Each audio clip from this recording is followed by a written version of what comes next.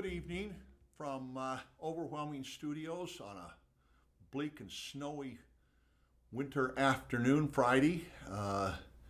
And I'm Garth Taylor, and I'd like to introduce my co-authors, Dr. Rita and Dr. Ben Eborn. We're going to talk about the financial condition of agriculture in this 2020, the COVID year. Idaho has a small economy and big ag. Our economy is about the size of Rhode Island, the smallest state in the nation. And here we have measured on this graph here, we have Idaho's GDP as a percent of the total state's GDP. And look who we're just behind some of the big ag states, Nebraska and Iowa, It's truly amazing. We have the fifth largest ag economy in the nation. And also, it's about one out of every, about 20 cents, about a fifth of the sales in the state of Idaho can be created directly or indirectly by agribusiness, and about 14 to 15% of the GDP and employment. This year will be the second highest cash receipts ever recorded. We'll top over $8.4 billion. Well, the exact numbers aren't in yet, but that looks very close to it. And what I want to emphasize in this pie chart of where our cash receipts is about 20%.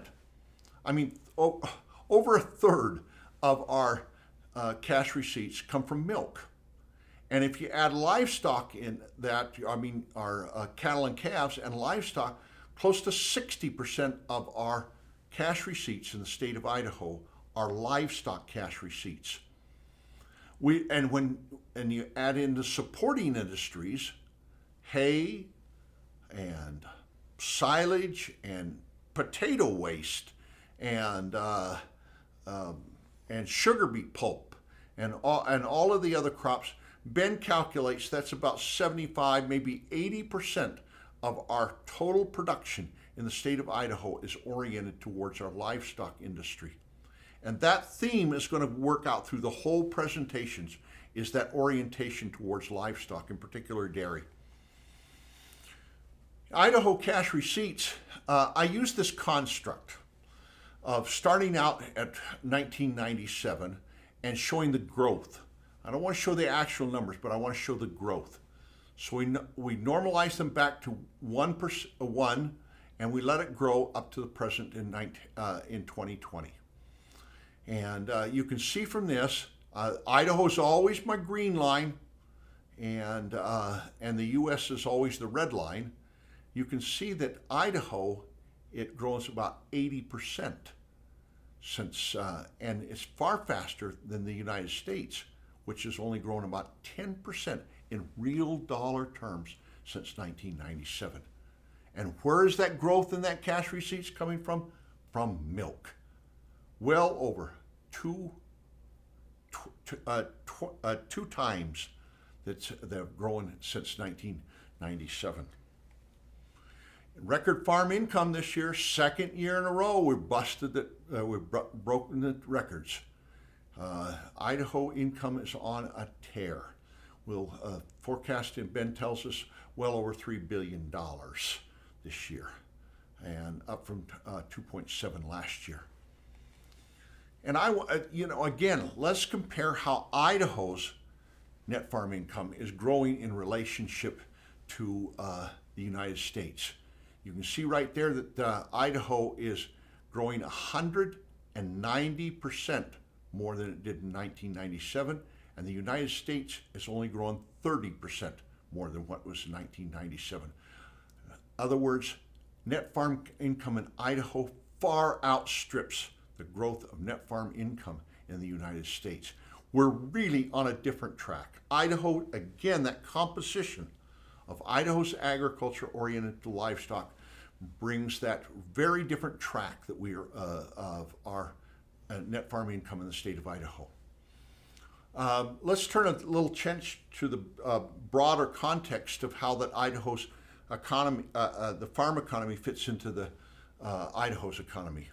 Again, I want to bring that farming, not agribusiness, just farming, is the green line, and you can see that it's grown 210%, and your Idaho is growing 100%, and you can see that agribusiness, your processors, are growing about 30%, 20%.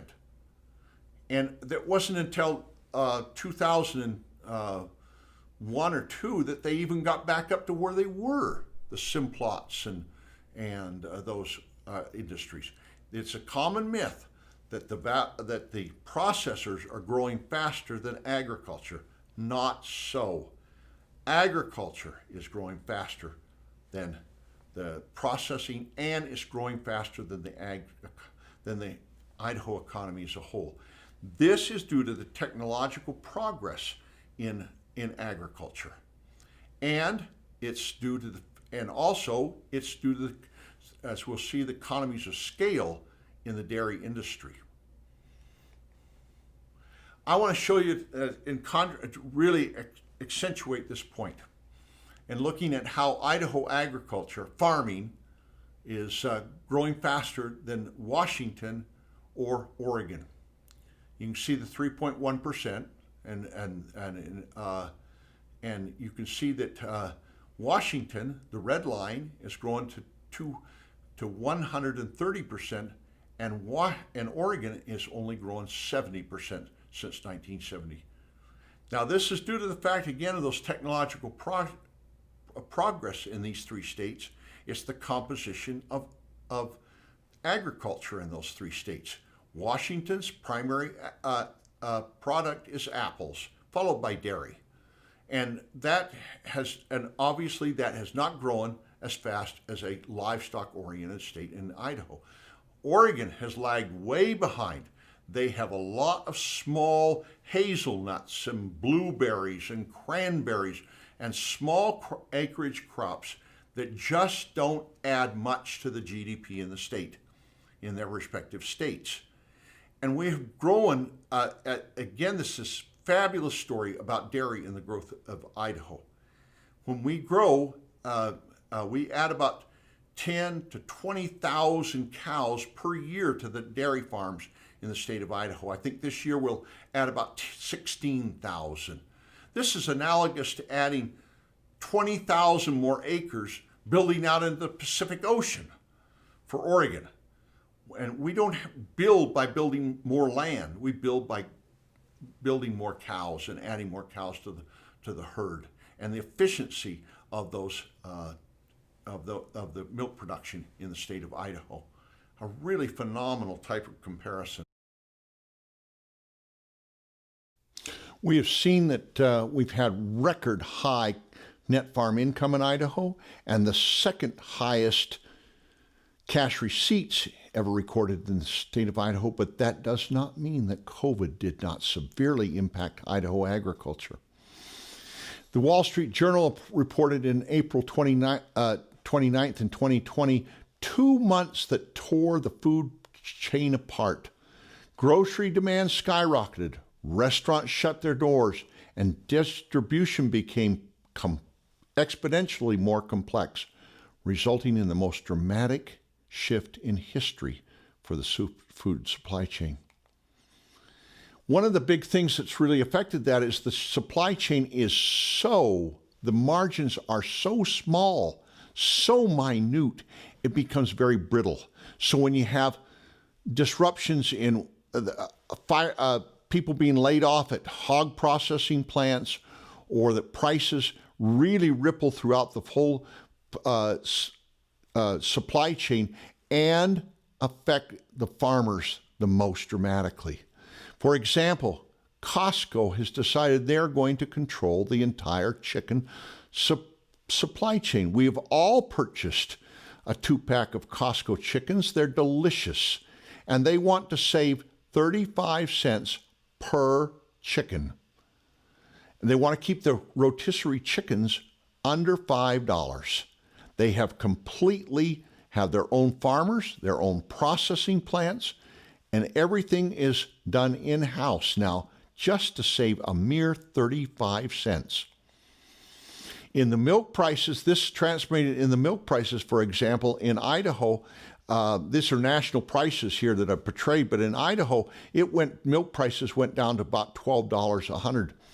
And then they shot up to about over 22. And we had cases where they're dumping. Within a matter of a few months, we have shortages of milk in the state. They've settled down to about 15 or 16 now, which is around break even for many of these big milk producers. Very severe dislocations within the milk industry, and you can see it also in many of the others, the potatoes and the onions. Potatoes were being dumped in store and not available, and then all of a sudden, within a mere few weeks, the processors are back into the market again, and potato prices are out the ceiling. Also, what COVID has affected is the export markets. Now, in the long run, and I'll say it again and again and again, the health of Idaho agriculture and the prices that we receive depend upon foreign exports, not domestic use, or certainly not in Idaho. Some of us already eat a little too much. And we see from this that about close to over 25% of the Idaho agriculture is destined for foreign export markets. And that's near a record forecast, near the record. Our two biggest export markets are Canada and Mexico. That's not true for the United States. The biggest export for the United States is certainly China. But here in Idaho, it's our NAFTA partners that are big. And the big export items that we do, of course, is what we produce. Dairy, potatoes, and all of our wheat goes to exports. The other way that COVID has affected Idaho agriculture and the nation is the government payments. We haven't at this time got the official numbers on government payments for the state of Idaho, but the USDA is estimating that 40% of net farm income will come from government payments this year. I don't think that it's going to be that much for Idaho, but it certainly will be a lot. And you see from this graph that last year, it was largely the trade adjustment from the trade wars that were paid to farmers. But this year, it's going to be those COVID dollars, 40%. Now I know this slide is death by PowerPoint, but it illustrates some very, very strong things. How about swings in agriculture, in farming, that affect the state's economy? The first thing you'll know, this is quarter-to-quarter change in GDP. That's one quarter, the change to the next quarter. And the red bars are the state's quarter-to-quarter change in Idaho. The green bars are farming's quarter-to-quarter change. The first thing you'll notice that huge increases or decreases in the green bars versus the red bars. Up and down and up and down. You notice that the far right here, that COVID recession is nowhere near what the recession is in farming in GDP in that one quarter. Now, recession is defined as 2 consecutive quarters of decline in GDP. Right in the middle, in the 08, you'll see 3 consecutive quarters of decline in GDP in the state, 3 down red bars. And if you count across there in consecutive green bars, you'll find that there's 8, a total of 8 recessions in agriculture in the state of Idaho. The implications of that are really amazing, because what you're seeing is that if that was to happen with the state's economy, we'd just be slammed back and forth. We wouldn't really have much of an economy. It was slammed back. It's the common occurrence with agriculture. And one of the things that this is attributed to is that is that most of agriculture's GDP is taken at the income is taken not as wages and salaries, but proprietors' income. That's why they call them farmers, because they take their profits as farm income, not wages and salaries. Anytime that any industry takes proprietors' income, it swings violently.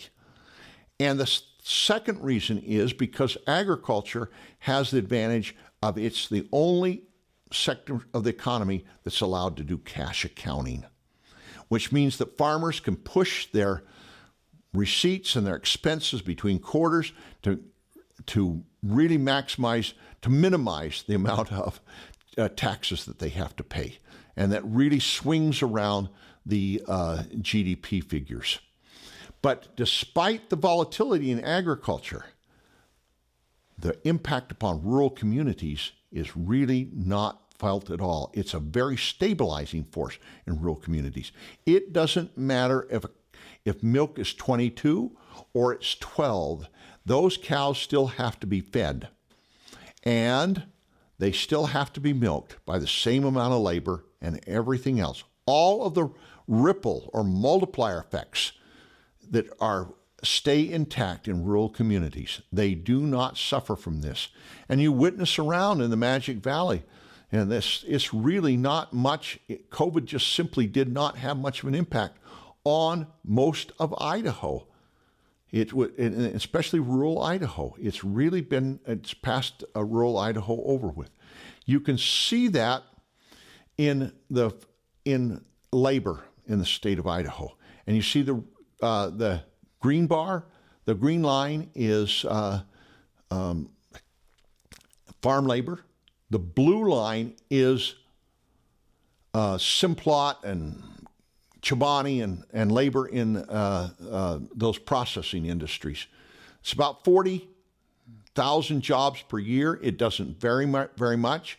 It will be that way. It's been that way for the last 20, 30, 40 years, and I'm sure it will continue at about 40. And the same way with processing. They're not big hires, very steady employees.